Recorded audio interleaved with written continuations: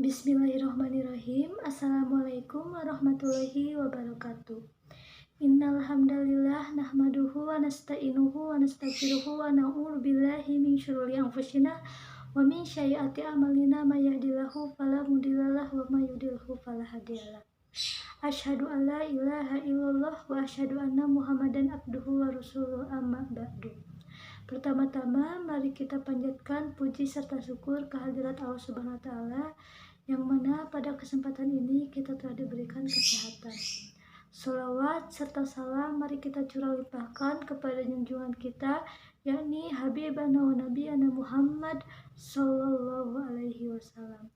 Tak lupa kepada para keluarganya, kepada para sahabatnya, kepada para tabiatnya, dan kepada kita selaku umatnya yang insya Allah mendapatkan syafaatnya di yaumul akhir nanti. Amin ya rabbal alamin. Sebelumnya, perkenalkan, nama saya Santi Septiani dari Prodi S1 Ilmu Keperawatan kelas A.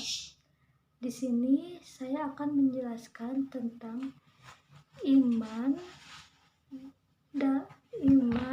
dan pengaruhnya dalam kehidupan. Poin pertama, ada hakikat iman. Dalam ayat-ayat yang pertama, Allah menyebutkan orang-orang yang lembut hatinya dan takut kepada Allah. Ketika namanya disebut, keyakinan mereka bertambah dengan mendengar ayat-ayat Allah. Mereka mengetahui Dialah semata yang mengatur kerajaannya tanpa ada sekutu. Mereka menjaga pelaksanaan seluruh ibadah fardu dengan memenuhi syarat, rukun, dan sunnahnya. Mereka adalah orang mukmin yang benar-benar beriman. Allah menjanjikan mereka derajat yang tinggi di sisinya, sebagaimana mereka juga memperoleh dan ampunannya. Kemudian dalam ayat yang kedua, Allah menyifati para sahabat Rasulullah Shallallahu Alaihi Wasallam, baik muhajirin maupun ansor, dengan iman yang sebenar-benarnya, karena iman mereka yang kokoh dan amal perbuatan mereka yang menjadi buah dari iman tersebut. Poin yang kedua, ada hubungan iman, ilmu, dan amal. Secara susunannya, kadangkala ia terlalu dipertikai akan kepentingan untuk menyusunnya. Ada menyatakan ilmu itu dahulu dari iman. Ada yang menyatakan iman dahulu dari amal. Apapun yang pasti, ketiga ini berkait antara satu sama lain. Ilmu sesuatu yang sering diutamakan, tidak dipelihara dengan baik. Kadang ilmu hanya dijadikan sesuatu yang nisbi. Ada tapi tidak ada, atau tidak ada tetapi ada.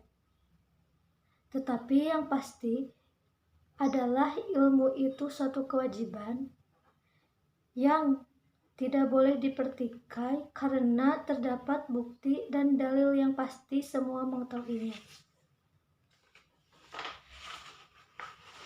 Yang kedua, iman.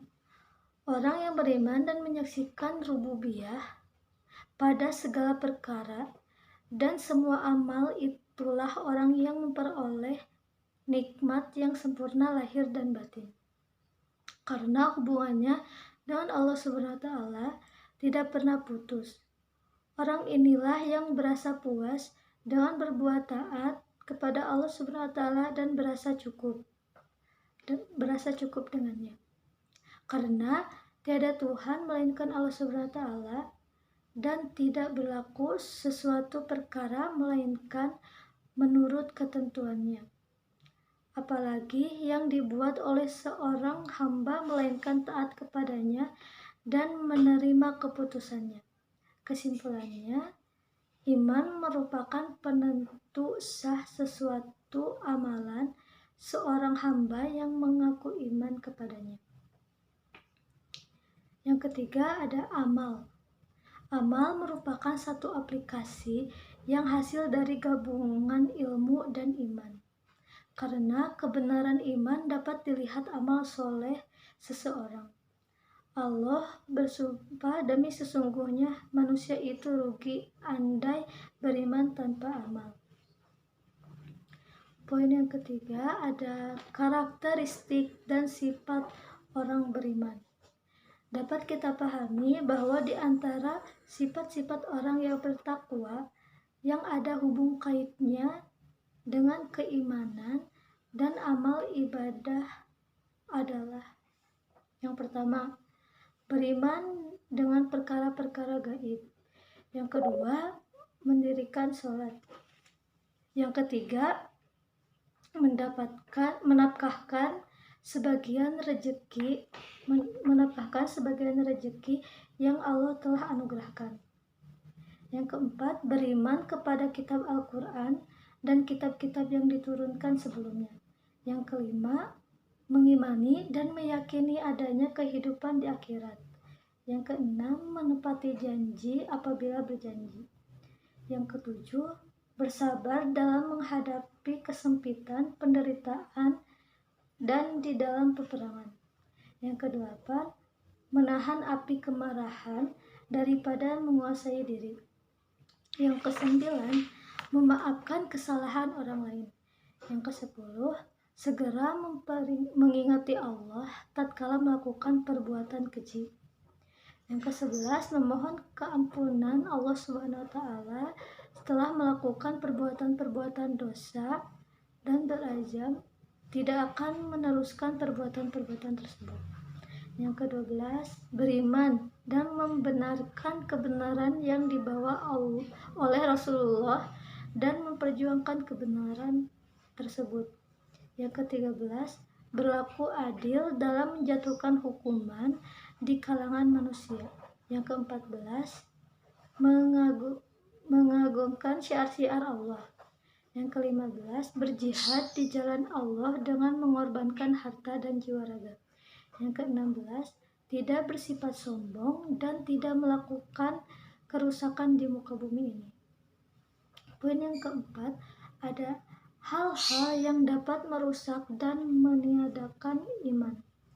Di antara keyakinan yang benar tentang iman adalah bahwasannya iman dapat bertambah dan juga dapat berkurang. Bertambah dengan ketaatan dan berkurang dengan kemaksiatan. Adapun hal-hal yang dapat mengurangi atau merusak keimanan diantaranya: yang pertama, berpaling dari mengenal Allah dan nama-nama serta sifat-sifatnya. Yang kedua, tidak mau memperhatikan ayat-ayat kauniyah dan syariah.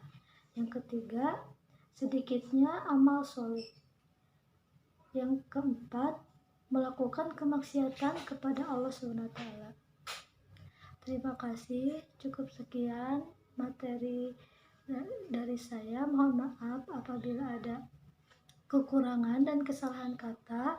Wabillahi taufiq wal hidayah. Wassalamualaikum warahmatullahi wabarakatuh.